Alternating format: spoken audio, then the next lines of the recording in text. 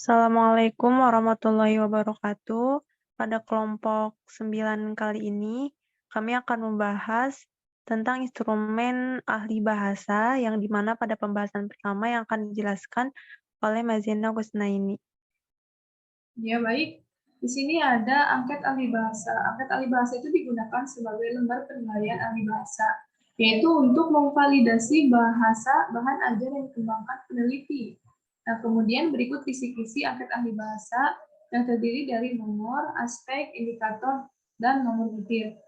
Nomor butir pertama yaitu aspek penilaian bahasa sesuai dengan perkembangan peserta didik, kemudian indikatornya kesesuaian dengan tingkat perkembangan peserta didik, nomor butir 2, kesesuaian dengan tingkat perkembangan sosial emosional peserta didik, dan nomor butir 3, aspek komunikasi, indikatornya pemahaman peserta didik terhadap pesan, nomor butir 4, kesesuaian ilustrasi dengan substrasi pesan, butir kelima, yaitu dialogis dan interaktif, kemampuan memotivasi peserta didik untuk merespon pesan, butir 6, menciptakan komunikasi interaktif,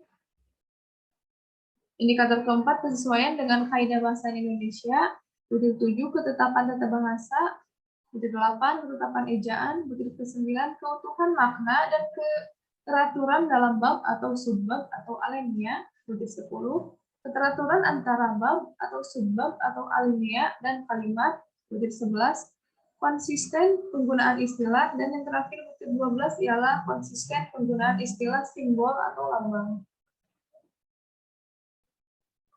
Mungkin cukup sekian yang dapat saya sampaikan, dilanjutkan dengan Siti Kofifa. Jadi itu ya teman-teman, bahwa ada 13 angket yang dijelaskan oleh Mazina Kusnaini. Nah, pada kali ini saya akan membahas tentang instrumen, bagaimana isi instrumen penilaian kepada ahli bahasa, yang dimana nanti penilaiannya itu bukan kesembarangan orang ya, bahwasannya harus diisi oleh ahli bahasa seperti guru yang paham dengan kaidah-kaidah bahasa dan lain sebagainya. Nah, di sini ada angket validasi lembar kerja siswa.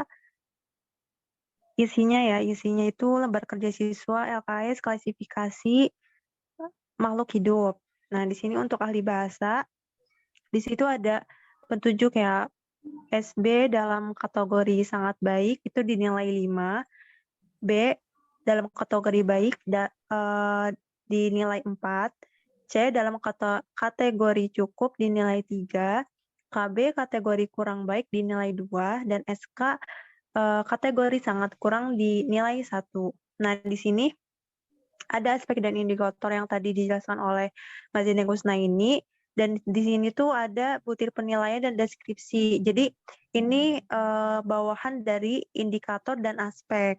Nah, aspek yang tadi Mbak Zina jelaskan di dalam penilaian bahasa dan indikator sesuai dengan pengembangan peserta didik, ada butir penilaian yang pertama itu kesesuaian dengan tingkat perkembangan peserta didik. Lalu deskripsinya adalah bahasa yang digunakan baik untuk menjelaskan konsep maupun ilustrasi aplikasi konsep, menggambarkan contoh konkret yang dapat dijumpai oleh peserta didik sampai dengan contoh abstrak yang secara imajinatif dapat dibayangkan oleh peserta didik.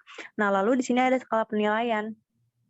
Ada 1 sampai 5, yang dimana skala penilaian ini mengacu pada kriteria penilaian yang tadi saya sebutkan. Kayak misalkan jika kuesioner itu, jika ahli bahasa itu memilih 1, berarti itu dianggap di kategori sangat kurang. Apabila 2, itu di dalam kategori kurang baik.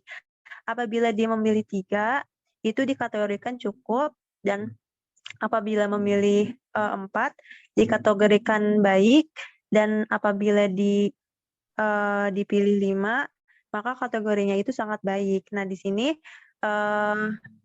peneliti menggunakan tanda checklist yang yang dimana untuk memilih ahli bahasa tersebut gitu. Nah, di sini ada selanjutnya dan seterusnya ya di sini. Biasanya di bawah setelah tabel untuk ahli bahasa itu ada saran dan kritik. Di sini teman-teman boleh, untuk, ditulisin ya kritik dan sarannya bahwasannya apakah media itu layak untuk digunakan apa tidak gitu. Jadi teman-teman bisa untuk, dituangkan kritik dan sarannya dari ahli bahasa. Mungkin, itu aja yang kami dapat sampaikan. Mohon maaf bila ada kesalahan. Wassalamualaikum warahmatullahi wabarakatuh.